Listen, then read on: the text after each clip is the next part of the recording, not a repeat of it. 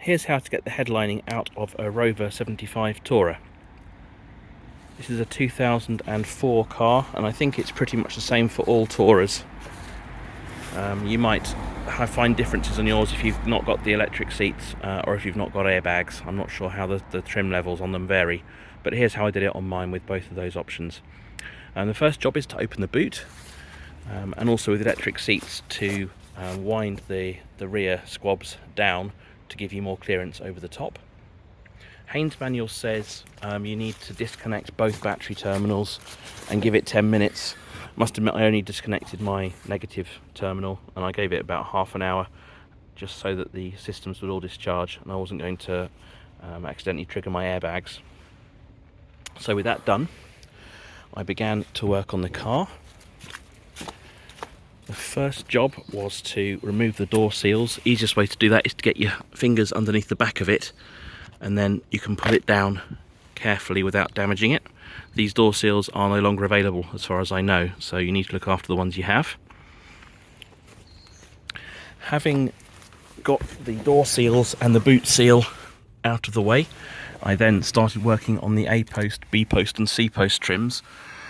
These A-post trims, again with the airbag, I didn't want to remove them entirely, so all I did was carefully and gently pull the tops down and eased them out from the windscreen, and they've sort of come down and round enough to get the headliner out. B-post trims are very easy. You simply grab hold of them halfway down where this join is and pull them away from the side of the car. There's these white clips here that go into slots in the car bodywork that just pull out fairly easily. The top on mine is held with this little airbag logo button. You can see that in there. Let's just zoom in. Oh, at least you can if I get my finger out of the way. There you go. It's just held in with that clip there. It's just pushed into the bodywork. I didn't pull it all the way out. Didn't want to damage it. I just eased it down gently. And when I put the headliner back, I'll just push it back up again. That's the B post. C post is held on with two yellow spring clips, and again just grab the top and gently pull it away from the car, and the same at the very back. Those trims just come straight off. There's nothing really holding them on apart from those two yellow clips. That's very easy. So with the trims now loose and pulled away from the headlining, you can work on all the fixings which I've laid out in the boot. So let's have a look at those. So working on the lights first, this you'll recognise as your main light which sits at the front of the car. To get this out of the car, you need to get this diffuser out, and you do that by getting a screwdriver into this little slot here and levering it out, and then it just pulls away from the light. And then you'll notice there are two Phillips screws which go into that hole and that hole, holding this in place. Once those are out, you can just pull that downwards and undo the multi-plug.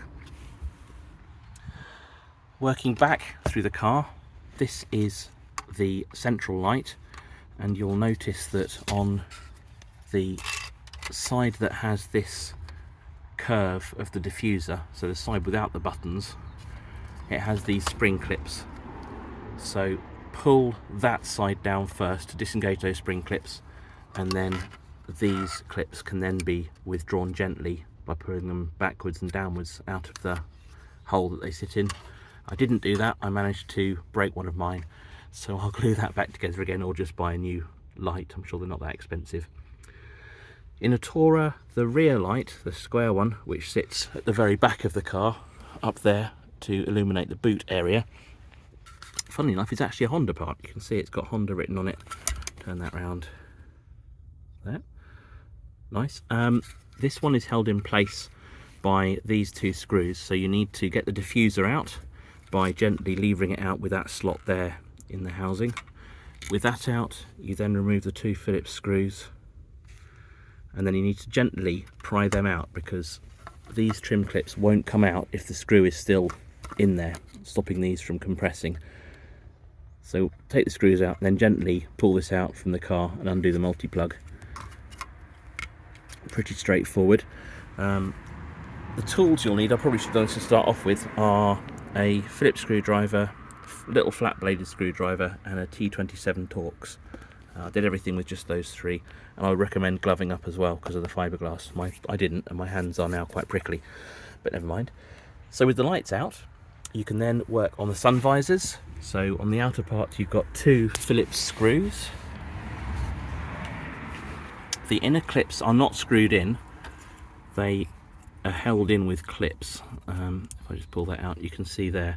So just gently lever this out, which then makes it loose, and then you can get a screwdriver up the back of it and push this spring clip upwards, and then withdraw the bottom first and just pull it free. That's reasonably straightforward. It's the same on both sides. The driver's side doesn't have a grab handle, it has these blanking plugs which have screws in through the holes there. So just gently lever the bottom of these up with your screwdriver, undo the screws and pull them free from the car. Very straightforward. There are 3 grab handles in the car, both back seats and the passenger seat. Pull the handle down, there's a cover over the insides of those areas, insides of those retaining areas. All you have to do is pull that backwards. They actually come completely out, they're only just sort of pushed in there. Yeah, that one's out now. And they reveal screws in there, so undo a screw either side and pull it out to withdraw it from the car. There are also these, which are for luggage nets or dog guards, I think. This is where you need your T27 bit, and just simply undo the screw and pull those free. And that is everything then removed. You can see that these boot trims just came away, and these are the yellow clips I was talking about. So with that all out of the way, you can then begin to work on the headliner. So what I did is I got into the front of the car and I gently worked it out from the top of the A post on this side. It came down a bit and I noticed there was wiring on it, more of that later. I then worked it out of the other A post and then gently pulled it backwards to free it from the other posts. And with the rear seats down, I could then drop it diagonally down so I could get it out through the boot. The only thing stopping it coming out through the boot was this wiring. You'll see here, so I had to remove it. It's actually glued to the headlining. I don't know why MG Rover decided that was a good idea, but I've removed it as carefully as I can. You can see the glue is still on it, so I'll have to clean all that off and re-glue it to the new headlining. The wiring disappears down the driver's side A post, and I've removed it as far as I dare. I don't really want to risk damaging the airbags or anything else down there, so I'm going to leave that be. And when the new headlining goes in, I'll just get a glue gun. I'll remove this glue first, glue it back onto the new headlining and pretend nothing ever happened. And the first job, now the headlining is out, is to put some silicone sealant behind this panel and the other ones along the length of the roof, because the last 70,000 miles that I've driven this car, this has vibrated pretty much every one of them every time you pull away from a junction, and it is a very annoying sound, so I will sort that out. I'm also probably going to put some wiring into the headliner for my dash cam, just a 5-volt supply into there from the liner to stop needing to run a wire for it. Oh, and the only other thing I should mention about the headlining is to get it out. The only other thing that was holding it in place are, I'll show you here on the lining itself, these metal clips. So this is at the rear, either side of the rectangular light. And these clip into holes in the car bodywork. I'll show you in a sec. To get this out, you just reach round with your hand and gently pull down, and out it comes. I'll show you where they go. So that's where the light goes there, and they're either side. Look, one there and one, that T-shaped bracket there. I imagine you could probably pull the whole thing forward to release them, but they just came out very easily with a quick tug, so that's fine. And let me show you the problem with the headlining. The issue is that the cloth itself, let me just turn this over if I can without scratching the XK. Here we go.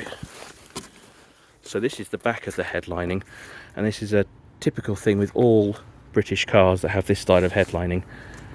This has done 20 years service, so it's not done badly, but the cycles of warm and cold and probably damp has degraded the foam. So you've got a layer of cloth. This yellow stuff is foam. You can see there, if the camera will focus. Is it going to focus? There you go. So that's a foam there, but that's degraded and it's now really sort of mushy and sticky, and the cloth just comes off it like that. And that's attached to the biscuit, which is a crushed textile or fiberglass biscuit here, I think. I'm not quite sure which, but it's quite a substantial thing. It's slightly brittle though, so easy to break. And all you have to do to repair or replace this is to take this cloth off. If I can just zoom out a bit, if I can. There we go. Take the cloth off, get a brush and brush all of this foam off. It is really sticky, manky stuff. Then you're back to the good board underneath. And then once you've got all that foam off, you can then glue a new piece of cloth onto the headliner. My preferred supplier is Woolies Auto Trim and Market Deeping. I've used them several times for headlinings and adhesives, and they've been very good so far. And they've got a match to this colour as well. I think they've got 3 different nylon foam backed headliners. I think this is the sort of mid-grey one, but I'll have a look and I'll compare it to their samples before I do it. And you can see here that nothing's glued to the back of this headliner. Some cars the cloth comes round and glues to the underside, but this one doesn't. It's all cut flush with the biscuit. So when I repair it, if I do put a new cloth on, you can simply glue the new one on and then just cut with a Stanley knife all the way around all these holes. So that's it for now. I shall be putting a new headliner in this later on this week. I've got one from a scrap car which is in pretty good nick, and I'm going to use that for a while, and then I'm going to recover this one, and if I do a good job then I might end up putting this one back in my car as a brand new headliner.